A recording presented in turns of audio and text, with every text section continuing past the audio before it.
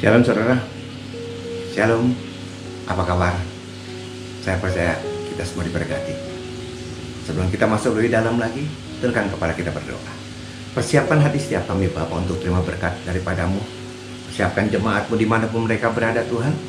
Kami percaya oleh kebenaran firman-Mu, setiap kami yang mendengar semua pasti diberkati. Segala roh kuasa apapun bentuknya kami katakan di dalam nama Yesus.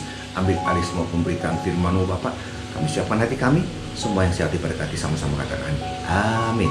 Oke, buka bersama dengan saya firman Tuhan yang terambil dari Mazmur 26. Mazmur 26 ayat 1 sampai dengan 3. Mazmur 26 ayat 1 sampai dengan 3. Satu saya. Berilah keadilan kepadaku ya Tuhan, sebab aku telah hidup dalam ketulusan. Kepada Tuhan aku percaya dengan tidak ragu-ragu. Lihat saudara, ujilah aku ya Tuhan dan cobalah aku. Selidikilah batinku dan hatiku, sebab mataku tertuju pada kasih setiamu, dan aku hidup dalam kebenaranmu. Luar biasa. Saudara, pernah saudara berdoa seperti itu? Uji aku Tuhan, coba aku Tuhan. Oh, luar biasa. Seringkali kita berdoa adalah Tuhan berkati, sembuhkan, pulihkan. Tapi hari ini kita belajar ada doa yang luar biasa. Ujilah aku, cobalah aku Tuhan. Saudara, ini yang luar biasa. Saudara berkata, Pak, boro-boro kita nantang uji dan coba. Kita tidak nantang aja, kita tidak minta aja. Itu datang sendiri ujiannya, itu datang sendiri cobaannya. Bahkan sama temen-temennya, Pak. Saudara, kadangkala ada hal yang luar biasa. Saudara, dari ayat ini ada dua hal. Yang pertama, ujilah aku Tuhan. Saudara, kita seringkali datang kepada Tuhan, berdoa kepada Tuhan, minta diberkati, dipulihkan, dilepaskan, disembuhkan, apapun itu. Tidak salah itu saudara. Tapi kalau saudara doa seperti itu dan doa saudara sepertinya belum dijawab, sepertinya lama, atau sepertinya kok Tuhan tidak jawab, mungkin saudara kita perlu doa seperti ini. Apa doa seperti ini? Saudara, kita introspeksi di dalam kebenaran firman Tuhan. Bukan tangan Tuhan kurang panjang, pendengarannya kurang tajam. Firman Tuhan dalam Yesaya 59 ayat 1 dan 2. Bukan tangan Tuhan kurang panjang, pendengaran kurang tajam. Tetapi yang menjadi hambatan adalah dosa kita. Diperlukan adalah introspeksi diri kita untuk kita mengenal, mengerti maunya Tuhan itu seperti apa. Tanpa kita sadari mungkin kita tuh salah. Ujilah aku. Kita teropong, minta firman Tuhan meneropong di dalam diri kita, supaya waktu kita berdoa tidak ada halangan lagi dan doa kita dijawab. Amin. Kalau Tuhan sudah mengarahkan kita kepada arah dosa-dosa yang tersembunyi dalam diri kita. 1 Yohanes 1 ayat 9 berkata apa? Bertobatlah, Ia setia dan adil. Dia akan mengampuni dosamu, menyucikan engkau dari segala kejahatan. Ada amin? Ya, itu yang terjadi. Jadi ingat, kalau doa-doamu datang kepada Tuhan dan sepertinya Tuhan belum jawab-jawab, kita minta, Tuhan mengintrospeksi, uji Tuhan, ada apa sih Tuhan? Mungkin aku tidak tahu, istriku tidak tahu, semua orang tidak tahu, tapi Kau tahu dengan jelas apa yang sudah aku lakukan Tuhan. Tolong Tuhan singkapkan supaya doa-doa saudara dan saya tidak ada hambatan. Doa kita dijawab Tuhan. Amin. Dan yang kedua, saudara, ujilah aku dan cobalah aku. Kita lihat coba di sini. Di dalam ayat kedua, Mazmur 26 ayat kedua. Mazmur 26 ayat kedua. Firman-Nya berkata, ujilah aku ya Tuhan dan cobalah aku, selidiki batinku dan hatiku. Ujilah aku, selidiki aku. Ini yang seringkali terjadi. Ini seringkali terjadi waktu kita berdoa, ujilah aku. Yang membedakan antara ujian dan cobaan itu apa sih? Apa bedanya ujian dan cobaan? Kalau ujian datang daripada Tuhan yang membawa kita diuji akan naik tingkat. Yang membuat cobaan terjadi itu karena iblis, setan mencobai kita. Tujuannya adalah negatif untuk supaya kita jatuh di sana. Materinya sama. Begitu ada materi, begitu ada kesempatan yang iblis bisa masuk, kita akan dicobai dia. Saudara, dan Tuhan tidak bisa campur tangan karena kita sendiri yang membuka celah. Dan waktu kita dicobai, disitulah Tuhan masuk. Apa yang dicobai oleh iblis, Tuhan bisa buat menjadi ujian untuk memberkati kita dan nama Tuhan dimuliakan. Ada amin? Yes, materinya sama. Tetapi motivasi dan yang menguji itu yang berbeda. Yang satu mengarahkan kita untuk jatuh, yang satu melalui cobaan itu kita diuji Tuhan untuk kita diangkat dan kita diberkati. Amin, saudara. Itu yang terjadi. Saudara, kenapa kita dicobai? Kenapa kita dicobai oleh setan iblis? Judul khotbah saya pada kesempatan hari inilah hati-hati dengan perkataanmu. Perkataan kita itulah menjadi peluang untuk kita dicobai oleh iblis. Perkataan kita itulah peluang, saya ulang lagi, yang dimana iblis bisa masuk untuk mencobai saudara dan saya. Kita lihat contohnya. Kita lihat contohnya di dalam Markus 14. Markus 14 27 31. Markus 14 27 sampai dengan 31. Lalu Yesus berkata kepada mereka, "Kamu semua akan tergoncang imanmu, sebab ada tertulis, aku akan memukul gembala dan domba-domba itu akan tercerai-berai. Akan tetapi sesudah aku bangkit, aku akan mendahului kamu ke Galilea." Kata Petrus kepadanya, "Biarpun mereka semua terguncang imannya, aku tidak." Lalu kata Yesus kepadanya, "Aku berkata kepadamu, sesungguhnya pada hari ini, malam ini juga, sebelum ayam berkokok 2 kali, engkau telah menyangkal aku 3 kali. Tetapi dengan lebih bersungguh-sungguh Petrus berkata, "Sekalipun aku harus mati bersama-sama engkau, aku tidak akan menyangkal engkau." Semua yang lain pun berkata demikian. Saudara, ini yang terjadi. Ini yang terjadi. Ujian dan cobaan. Kasusnya Petrus. Kenapa cuma Petrus yang mau ditampi oleh setan, oleh iblis? Kenapa cuma dia? Murid-murid Yesus tuh banyak. Ada 12 murid Yesus. Kenapa cuma Petrus? Kenapa bukan Yohanes? Kenapa bukan Lukas? Kenapa Petrus? Saudara, karena apa? Karena perkataan daripada si Petrus. Itu Petrus terlalu vokal. Petrus terlalu vokal. Kita lihat ya, kita lihat di sini. Ayat 27-28. 27-28. Lalu Yesus berkata kepadanya, Yesus yang ngomong, "Kamu semua akan tergoncang tentang imanmu, sebab ada tertulis, aku akan memukul gembala dan domba-domba itu akan tercerai-berai." Itu Yesus yang berbicara seperti itu. Tetapi lihat ayat 29. Kata Petrus kepadanya, "Biar mereka semua tergoncang Tuhan, aku tidak." Itu Petrus langsung berbicara seperti itu. Dan yang lain tidak angkat suara. Itu yang menyebut hati-hati dengan perkataanmu. Dengan perkataanmu kau akan dihakimi. Dengan perkataanmu juga kau akan dibenarkan. Hati-hati dengan perkataanmu. Terus Yesus berkata 30. Lalu kata Yesus kepadanya, "Aku berkata kepadamu sungguhnya pada hari ini, malam ini juga, sebelum ayam berkokok 2 kali, engkau telah menyangkal aku 3 kali. Yesus kembali tegaskan lagi, kau pasti jatuh, kau pasti terguncang. Tapi apa kata Petrus? Tetapi dengan lebih bersungguh-sungguh Petrus berkata, "Aku harus mati, sekalipun aku harus mati bersama-sama dengan engkau, aku tidak akan menyangkal engkau." Dan semua orang yang lain pun berkata demikian pula. Kenapa cuma Petrus yang dicobai, yang diminta ditampi oleh si iblis? Kenapa cuma Petrus yang dicobai? Karena mulutnya. Hati-hati dengan perkataan saudara. Hati-hati dengan perkataanmu. Hati-hati dengan perkataanmu. Itu adalah celah di mana iblis akan mencobai kita. Cobanya maksudnya apa? Untuk membuktikan apa benar omonganmu seperti itu. Petrus berkata, mereka goncang, aku tidak goncang. Iblis berkata, "Tuhan, cobai dia. Sombong banget dia." Padahal kan Tuhan udah ngomong kan, dia akan tergoncang, tapi dia sendiri berkata tidak tergoncang. Cobain dia Tuhan, cobain dia Tuhan, sesuai dengan omongannya. Buktiin Tuhan, buktiin. Itu yang terjadi. Mati sekalipun aku siap. Tuhan, iblis berkata, Tuhan tuh ngomongnya begitu Tuhan, cobain dia Tuhan, sesuai dengan, cocok gak omongannya dengan apa yang dikatakan? Cocok gak Tuhan? Cobain dia. Saudara, Tuhan tidak bisa berbuat apa-apa. Kita sendiri yang buka celah sehingga mengizinkan iblis punya kesempatan untuk mencobai saudara. Tuhan tidak bisa berkata apa-apa. Karena apa? Tuhan sudah kasih tahu, kau akan goncang imannya, tapi kau sok tahu. Saudara, Amsal 18 ayat 21. Amsal 18 ayat 21. Firman-Nya berkata apa? Hidup dan mati dikuasai oleh lidah. Siapa yang mengemakan, dia akan makan banyak. Hidup dan mati dikuasai oleh lidah. Jadi hati-hati dengan perkataanmu. Hati-hati dengan perkataanmu. Makanya Matius 12 ayat 37. Karena menurut ucapanmu engkau akan dibenarkan, dan menurut ucapanmu pula engkau akan dihukum. Hati-hati dengan ucapanmu, dibenarkan dan dihukum. Saudara, kenapa Petrus? Ya karena dia terlalu vokal, ngomongnya terlalu cepat, dia nggak pernah mikir.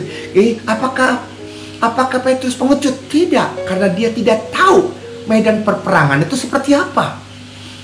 Dia berpikir medan peperangannya adalah manusia dengan manusia, kita perang di sana, main tusuk-tusukan, dia pakai pedang, main bunuh-bunuhan. Dia siap untuk fight, dia siap untuk bertanding, dia siap untuk perang, dia siap untuk mati. Yes, tapi dia tidak tahu medan peperangan itu seperti apa. Medan peperangannya, ada perempuan berkata, engkau salah satu daripadanya, engkau pengikutnya, aku tidak kenal dia, aku akhirnya menyangkal. Dia menyangkali keberadaan Tuhan Yesus. Itu yang terjadi. Begitu ayam berkokok, dia baru sadar, aduh aku salah, aku lemah. Saudara, hati-hati dengan perkataan saudara. Karena kita tidak tahu. Saudara, peperangan kita bukan melawan darah dan daging. Hati-hati. Tanpa Tuhan kita tidak bisa berbuat apa-apa. Apapun yang kita lakukan, kita harus datang kepada Tuhan. Kita harus minta Dia, Tuhan, untuk menolong, membantu setiap kita. Bahkan ada satu contoh yang sering banget yang kita lakukan. Kenapa di dalam usaha, kenapa dalam bisnis, dalam pekerjaan, kenapa dalam keluarga kita dicobai oleh iblis? Kenapa kita dicobai? Saudara, lihat Yakobus 4 ayat 13 sampai dengan 14. Sering kali kita melakukan hal seperti tanpa kita sadari. Yakobus 4, saudara, kita lihat Yakobus 4. Yakobus 4 ayat 13 ayat sampai 14. Hai kamu yang berkata, hari ini atau besok kami berangkat ke kota Anu, dan di sana kami akan tinggal setahun dan berdagang serta mendapat untung. Sedangkan lihat, seringkali kita seperti itu. Kita mau bisnis, kita mau ke sana, kita mau ke sini, kita mau bisnis, kita mau jualan ini, kita mau buka ini, kita mau jalan ini, kita mau liburan, kita mau ke toko, kita mau itu seringkali kita jalan seperti itu. Itu yang kita lakukan tanpa kita konfirmasi, tanpa kita berdoa, tanpa kita minta Tuhan tolong. Lihat 14. Sedang kamu tidak tahu apa yang akan terjadi besok. Apakah arti hidupmu? Hidupmu itu sama seperti uap yang sebentar saja kelihatan lalu lenyap. Harusnya kita seperti ini. Sebenarnya kamu harus berkata, jika Tuhan menghendakinya, kami akan hidup dan berbuat ini dan itu. Tetapi sekarang kamu memegahkan diri dalam congkakmu, dan semua kemegahan yang demikian adalah salah. Saudara, ini yang terjadi. Berapa banyak kita tanpa kita sadari, tanpa kita sadari, kita mau usaha, kita mau kerja, kita mau pergi, kita mau berlibur, kita mau buka toko, kita mau segala sesuatu, kita jalan sendiri. Jadi dengan begitu kita jalan sendiri tanpa kita sadari, iblis berkata, Tuhan, dia bikin toko, dia buka toko, Tuhan, dia bikin pabrik, dia buka pabrik, Tuhan, dia berkeluarga, dia mau berumah tangga, dia tidak minta izin Tuhan. Seolah-olah seorang dia itu sanggup mampu jalan sendiri. Tuhan, coba dia Tuhan, coba Tuhan, buktikan dia Tuhan. Itu yang terjadi, saudara. Kita pergi, kita bisnis, kita dagang, kita buka toko, kita jalan sendiri. Sepertinya kita tuh lebih hebat, kita tidak butuh siapa-siapa. Dan disitulah kita dicobai. Iblis berkata, Tuhan, dia jalan sendiri loh Tuhan. Dia tidak butuh engkau loh Tuhan. Dia tidak perlu perlindungan engkau loh Tuhan. Jangan ikut campur loh Tuhan. Jangan ikut campur. Buktiin dia sendiri. Buktikan bahwa dia bisa jalan sendiri. Buktikan. Kita dicobai di sana. Saudara, ini yang terjadi. Berapa banyak kita yang tidak mengerti, kita tidak sadar hal itu terjadi dan itu menimpa kita. Saudara, hati-hati dengan rencana-rencana kita, dengan kehendak daripada kita, kemauan kita, apapun itu. Ingat, di luar Dia, di luar Tuhan, kita tidak bisa berbuat apa-apa. Kita cakap dengan segala perkara. Bersama Dia yang memberikan kekuatan buat saudara dan saya. Katakan amin. Yes. Saudara, saya pernah juga mengalami hal seperti itu. Karena apa? Terlalu sombong, saudara. Saya ingat waktu saya kuliah, selesai selesai posma, tau kan posma digundulin bos segala macam. Selesai itu posma, kita masuk kuliah. Di pertengahan kuliah itu ada camping, anak-anak mahasiswa camping ke hutan sana. Kita semua camping. Maklumlah kita kan masih pada muda waktu itu. Saudara, sekarang juga masih muda, amin. Yes, sekarang masih muda, oke? Karena waktu itu kita datang camping ke sana. Tujuan camping yang buat kita anak-anak muda adalah sambil ngelirik siapa yang masih jomblo, oke? Cari pasangan gitu loh. Sampai ke satu tempat yang cukup luas, ada tanah lapang yang cukup luas. Di sampingnya ada sungai yang mengalir, luar biasa indah banget saudara. Kita bikin tenda, kita bikin segala sesuatu. Begitu ada satu saat ada keperluan, ayo kita akan pergi ke seberang sana. Tapi di situ dibatasi oleh sungai.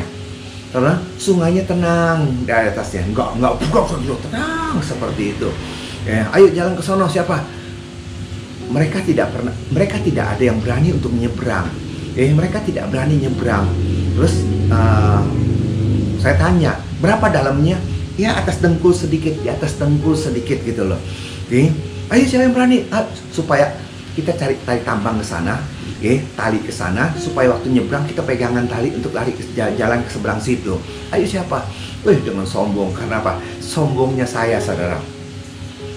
Karena banyak cewek-cewek di sana. Untuk menarik perhatian mereka, saya berkata, udah sini. Begitu aja takut. Nih. Oke. Karena apa? Saya merasa saya yakin, saya merasa saya mampu. Karena apa? Karena saya atlet berenang, saudara. Saya pernah bertanding berenang. Saudara nggak percaya?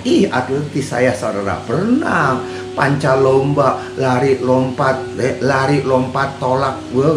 Itu lempar lembing, tolak peluru, lari lompat jauh. Itu pekerjaan saya waktu dulu. Berenang, udah mainan saya, saudara. Cuman sebegitu aja berketakutan. Saya seperti pahlawan. Aku aja nyebrang, saudara. Terus begitu nyebrang, memang sedengkul sampai setengah paha aja segini. Begitu saya masuk ke sono, begitu masuk ke tengah gitu kan, agak ke tengah sedikit, saya kaget, saudara. Ternyata arus yang di bawah, di luar tuh tenang, arus di bawah tuh kerasnya bukan main. Saya pakai celana panjang, celana jean, celana saya seperti kayak bendera, didorong sedemikian rupa saya, yang terjadi, saudara, itu yang saya nyebrang seperti itu. Memang nggak dalam di atas dengkul, saudara. Itu didorong sedemikian rupa, itu batu dasar itu berlumut, licin. Begitu dorong, begitu saya jalan begini, saudara, itu fondasi kaki saya diterobos begini, jatuh, saya nggak takut. Dalam arti kata, segini bagaimana mungkin, setengah paha, bagaimana mungkin kita bisa mati segitu? Kenapa mesti takut? Ikutin saya ikutin ya. Udah di bawah arus saya ikutin, saudara. Ada bahaya yang saya tidak tahu. Kalau ada batu besar saya bisa ngeliat. Saya tidak sadar. Arus membawa saya sedemikian rupa, makin waktu makin cepat. Saya tidak sadar ada batu-batu yang nggak kelihatan. Begitu masuk 2 kilo kaki ke dengkul saya kena, terguling saya. Begitu saya terguling, kepala saya masuk ke sono, dibawa lagi ke sana. Hampir kepala saya kena ke batu, langsung saya pegang. Orang-orang pada menjerit, awas hati-hati. Saya sudah mulai kalap, saudara. Ilmu berenang saya hilang di sana, saudara. Karena arus yang sedemikian rupa, dasarnya itu licin, itu sedemikian rupa. Saudara, akhirnya ada satu batu yang cukup besar. Begitu kena ke batu itu, langsung saya pegang, saya peluk, saya muter, saya ada di belakang batu itu. Saya selamat. Arusnya mengalir, saya bersembunyi di belakang batu itu. Dan di situ saya berkata, hampir saudara nggak bisa ngelihat Mulyawan. Karena apa? Saya hanyut di sana. Mending kalau hanyut mati di kedalaman 3 meter kan enak. Mulyawan mati hanyut kedalaman cuman 1 meter kan malu-maluin gitu loh. Tapi itulah yang terjadi. Karena jangan pernah meremehkan segala sesuatu. Kita berjalan sendiri, kita tidak bisa apa-apa. Kita perlu campur tangan Tuhan karena Dia tahu ke depannya seperti apa. Kita tidak pernah tahu musuh kita seperti apa. Apapun yang kelihatan mudah, ingat, andalkan Dia. Ingat, andalkan Dia. Cuma Dia yang bisa yang bisa menuntun kita ke dalam jalan yang luar biasa. Hati-hati dengan perkataanmu. Kita lihat lagi contohnya, saudara. Kita lihat contohnya Ayub 1. Kita lihat contohnya, saudara. Sudah biasa dengan Ayub 1 ini. Ayub 1. Ayub 1 ayat 8, saudara. Ayub 1 ayat 8. Firmannya Ayub 1 ayat 8. Lalu bertanyalah Tuhan kepada iblis, apakah engkau memperhatikan hamba-Ku Ayub? Sebab tidak seorang pun di bumi seperti dia yang demikian saleh, jujur, dan takut akan Allah, yang menjauhi kejahatan. Saudara, lihat, Tuhan berkata seperti itu kepada Ayub. Saudara, kenapa Ayub dicobai? Kenapa Ayub dicobai? Saudara, kenapa dia dicobai? Saudara berkata, oh karena anaknya suka pesta. Kenapa anaknya suka pesta? Oh karena sesuai dengan imannya Ayub. Ayub berkata, dia takut anaknya berbuat dosa. Akhirnya dibikin pesta. Apa yang dia takutkan itu yang terjadi. Saudara, maaf, bukan itu, saudara. Yang membuat Ayub dicobai karena perkataan. Perkataan apa? Perkataan daripada Allah sendiri. Ayat 8 tadi, itu perkataannya. Ayat 8, bertanyalah tanya Tuhan kepada iblis, apakah engkau memperhatikan hamba-Ku Ayub? Sebab tidak seorang pun yang di bumi seperti dia yang demikian saleh, jujur, dan takut akan Allah, dan menjauhi kejahatan. Ini perkataan daripada Allah sendiri yang seolah-olah nantang. Dan setan, iblis berkata gini, iya, sesuai dengan perkataan, ayo coba, ya uji. Itulah yang terjadi.